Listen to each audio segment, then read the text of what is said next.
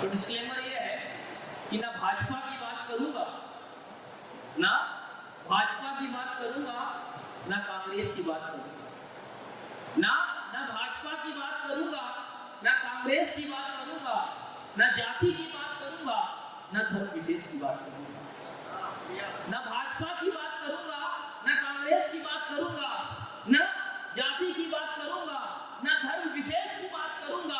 अखंड भारत का मूल प्रहरी मैं केवल अपने देश की बात करूंगा, मैं केवल अपने देश की बात करूंगा। और देश की बात करते वक्त कोई बात किसी को बुरी लग जाए तो उसके लिए सवारी अपने समाज की खुद जिम्मेदार है। उजाले की आमद की एक शर्त ये है, उजाले की आमद की एक शर्त ये है, अंधेरे के आगे न सर को झुकाना। और ये अंधेरे के सामने सर नहीं झुकाने के लिए जिस जज्बे या जिस विद्रोह की जरूरत है, उस भाव से ओत-प्रोत कवि जो अब तक मंच संचालन कर रहे थे, मैं उन्हें आवाज देता हूँ। मेरे मित्र जिससे बहुत कुछ सीखा है, जनाब कवि विनोद विद्रोही का तालियों से स्वागत कीजिए।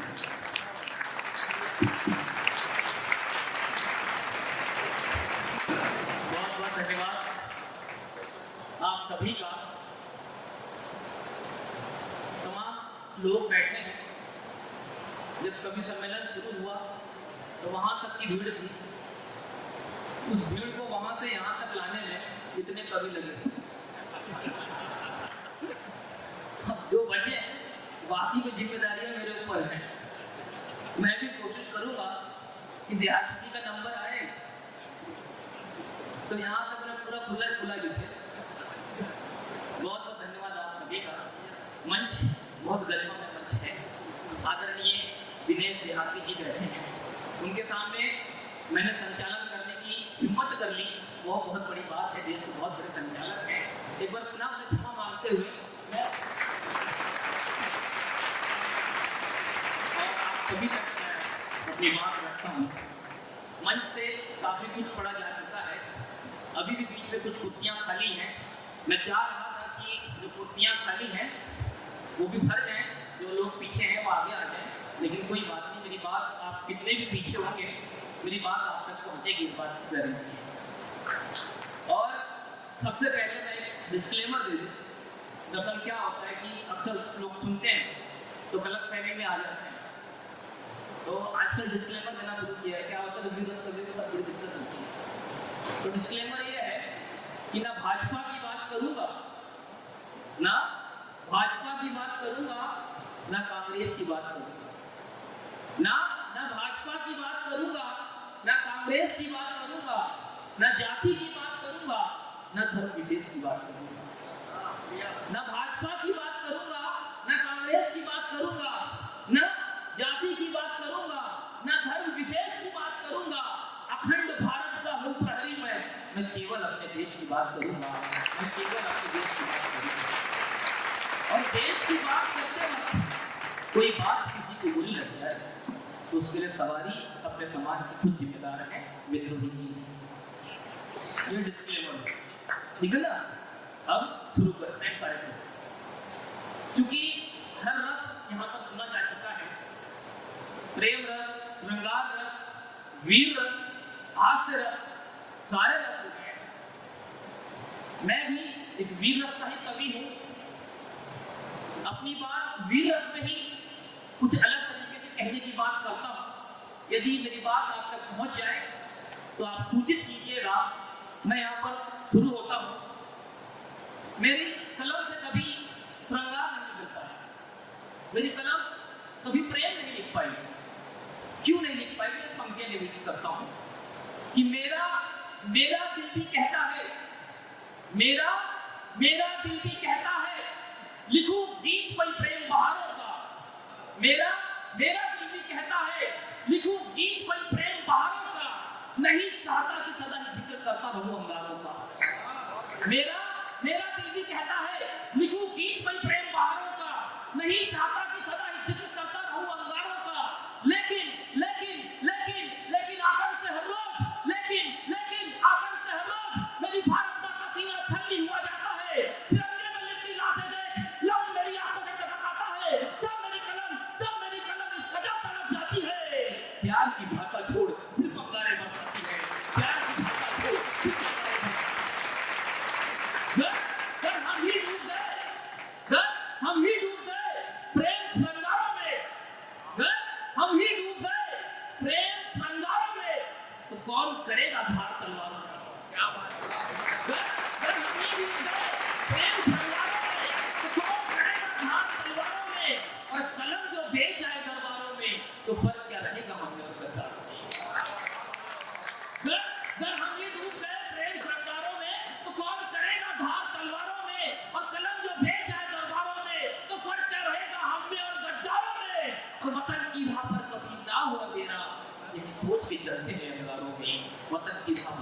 क्या हो गया मेरी सोच के चलते।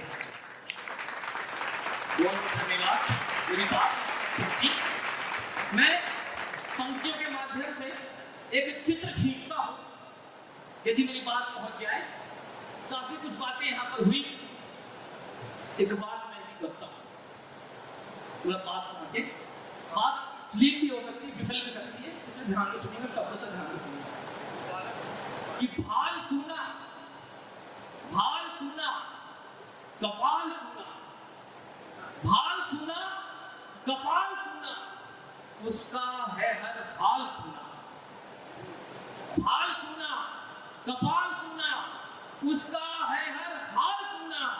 होठ लरसते हुए भाव चेहरे के मुझे, होठ लरसते हुए भाव चेहरे के मुझे, गालों पर सूख चुके आंसुओं के निशान।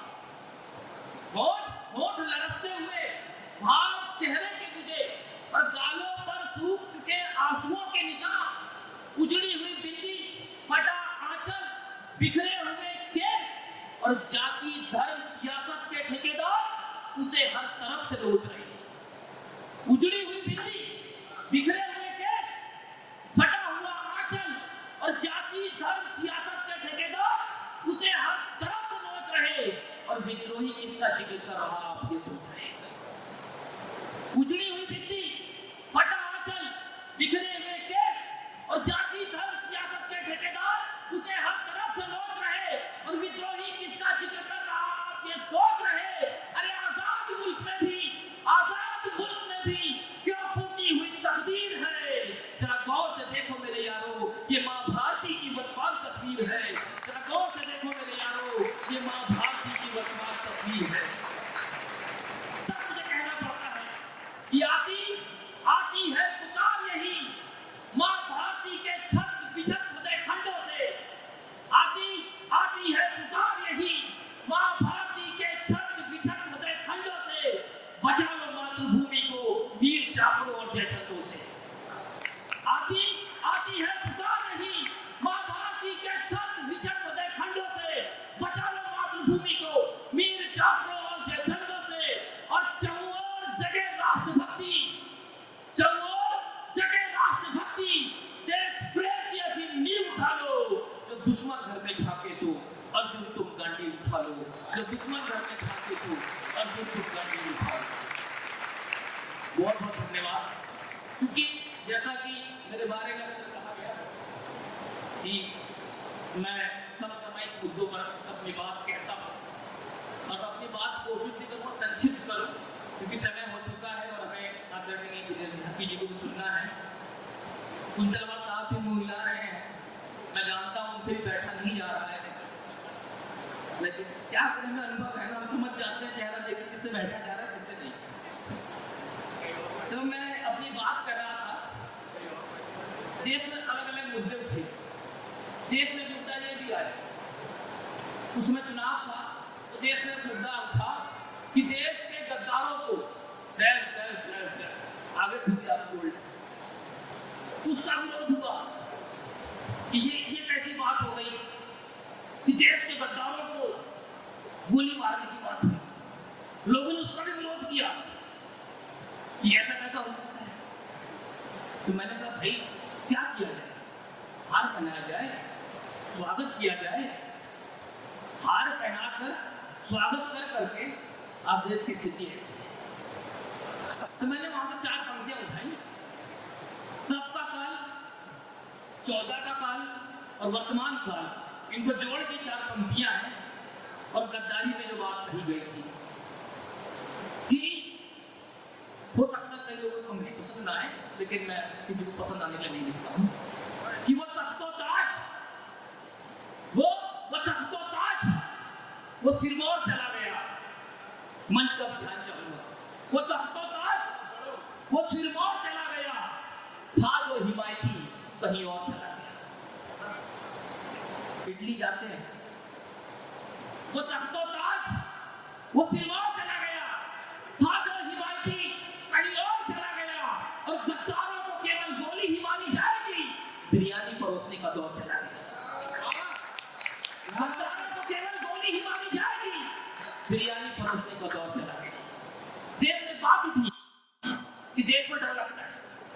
अपने ही देश में। सोचो क्या हो, आप घर में बैठे हो और अपने बाप से कहो मुझे डर लगता है, कैसे बेटा तेरे खींच के दो। और जब बाप ही कहे कि आपको डर लगता है तो बेटा क्या करे, उस पद पर बैठे व्यक्ति 11 साल तक पदों पर बैठे और जब पद करने की बात आई तो कहते हैं डर लगता है। अरे आप तो हमारे मार्गदर्शक थे, आप जो कहते लोग उसको सुनते, आप जो कहोगे उसकी छवि पूरे विदेश तक जाएगी और आप कहते हो डर लगता है। मैं कहना चाहूंगा 14 साल का बाबू केलू विदेशी माल से भरे ट्रक के नीचे आकर अपनी जान दे दी, क्या उसने कभी कहा कि मुझे डर लगता है? भगत सिंह हंसते हंसते फांसी पे चढ़ गए, क्या उन्होंने कभी कहा कि मुझे डर लगता है? चंद्रशेखर आजाद जी अंतिम गोली खुद को मार ली, क्या उन्होंने कभी कहा कि मुझे डर लगता है?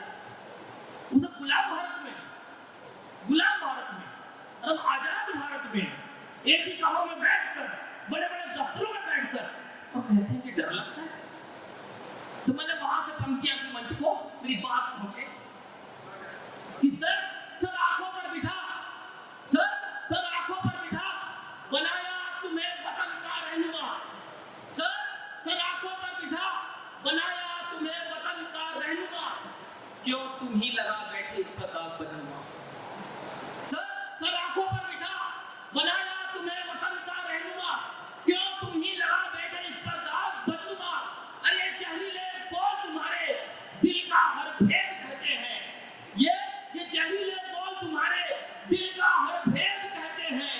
और जिसको तुम डर बता रहे उसे थाली में छेद कहते हैं, जिसको तुम डर बता रहे उसे थाली में छेद कहते हैं। और इन थाली के छेदों को, इन थाली के छेदों को भला कैसे हम यार बोलेंगे, इन थाली के छेदों को भला कैसे हम यार बोलेंगे। कोई बोले ना बोले हम उन्हें गद्दार बोलेंगे, कोई बोले ना बोले हम उन्हें गद्दार बोलेंगे। विरोध कर वैचारिक है तो मुख मेरे सदा स्वीकार बोलेंगे, जो उंगली उठी मेरे देश पर तो लब मेरे शोले और अंगार बोलेंगे। विरोध कर वैचारिक है तो मुख मेरे सदा स्वीकार बोलेंगे, जो उंगली उठी मेरे देश पर तो लब मेरे शोले और अंगार बोलेंगे। अरे धरती कभी हिलती नहीं आसमान के लिए, धरती कभी हिलती नहीं आसमान के लिए, दरख्त कट जाते हैं पर रात से कभी हटते नहीं तूफान के लिए। और हर कदम बढ़ता है देश की आन बान और शान के लिए, और शीश काट और कटा भी सकता है हिंदुस्तान के लिए, शीश काट और कटा भी सकता है। बहुत धन्यवाद। चूंकि बहुत सारे मुद्दे हैं, बहुत कुछ पढ़ा जा सकता है, समय की मर्यादा है और आदरणीय देहाती जी को आना है, तो अंतिम एक रचना पढ़ के मैं अपना ग्रहण करूंगा। तालियां बजाते रहो, क्या पसीने से उठना बनता है।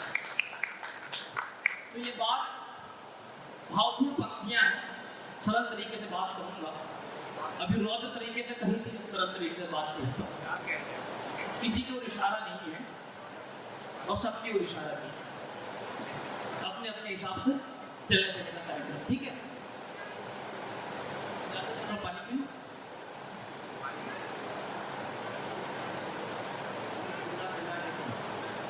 पानी पी कर सुना है। अंतिम पंक्तियां ध्यान से सुनना। मैं अपनी ज्ञान की बातें करता हूँ, कब कौन सी ज्ञान की बात कर जाऊं और बाद में घर जाकर समझ में आए, इसलिए अभी सुन लो, बाद में बहुत याद आओ। ऐसा कारण देखिए ना, तो याद सुन के हाँ। तो पंक्तियां ऐसी थी, सरल पंक्तियां, ज्यादा नहीं है कि लुट गया घर यहाँ पहरेदारों के आगे। लुट गया, विपक्षी पार्टी वाले उसको चौकीदारों को समझ सकते हैं। लुट गया घर यहाँ पहरेदारों के आगे, हार गए उजाले अंधियारों के आगे। लुट गया घर यहाँ पहरेदारों के आगे, हार गए उजाले अंधियारों के आगे। और जिम्मा जिस पर था सबकी हिफाजत का, जिम्मा जिस पर था सबकी हिफाजत का, राज उसने ही खोल दिए गद्दारों के आगे। जिम्मा जिस पर था सबकी हिफाजत का राज उसने ही खोल दिए गद्दारों के आगे। और हर शख्स आ गया शक के दायरे में, हर शख्स आ गया शक के दायरे में, खुली तिजोरी जब वफादारों के आगे। हर शख्स आ गया शक के दायरे में, खुली तिजोरी जब वफादारों के आगे। और चौथा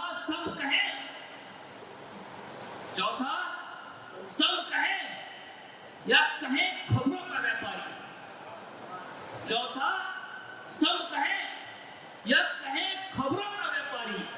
कई सवाल हैं आजकल अखबारों के। चौथा स्तंभ कहे या कहे खबरों का व्यापारी। कई सवाल हैं आजकल अखबारों के आगे। और शब्दों की कल्पना देखिएगा कि कई सवाल हैं आजकल अखबारों के आगे। और समंदर का कलेजा चीरे, पंक्तियां देखिएगा, चित्र पहुंचाता हूं कि समंदर का कलेजा चीरे या नाव बचाए।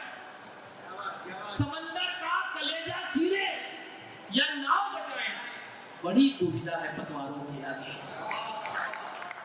समंदर का कलेजा चीरे या नाव बचाए, बड़ी दुविधा है पतवारों के आगे। और मझधार से तो जैसे तैसे निकल भी आए, मझधार से तो जैसे तैसे निकल भी आए, पांव फिसल जाते हैं किनारों के आगे। मझधार से तो जैसे तैसे निकल भी आए, पांव फिसल जाते हैं किनारों के आगे। और अब पकौड़े बेचे, हाँ आगे मजा आ गया। अब पकौड़े बेचे या लगाए आलू की फैक्ट्री। अब पकौड़े बेचे या लगाए आलू की फैक्ट्री। कई रोजगार है बेरोजगारों के आगे। अब पकौड़े बेचे या लगाए आलू की फैक्ट्री। कई रोजगार है बेरोजगारों के आगे। और ये कलम विद्रोही की अपने फर्ज से अनजान नहीं, भला कैसे झुक जाए ये दरबारों के आगे, भला कैसे झुक जाए ये दरबारों के आगे। जय हिंद, जय भारत।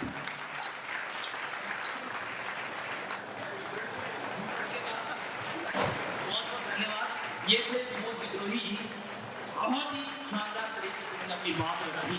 एक बार विनोद विद्रोही जी के लिए जोरदार तालियां हो जाती हैं। अब हम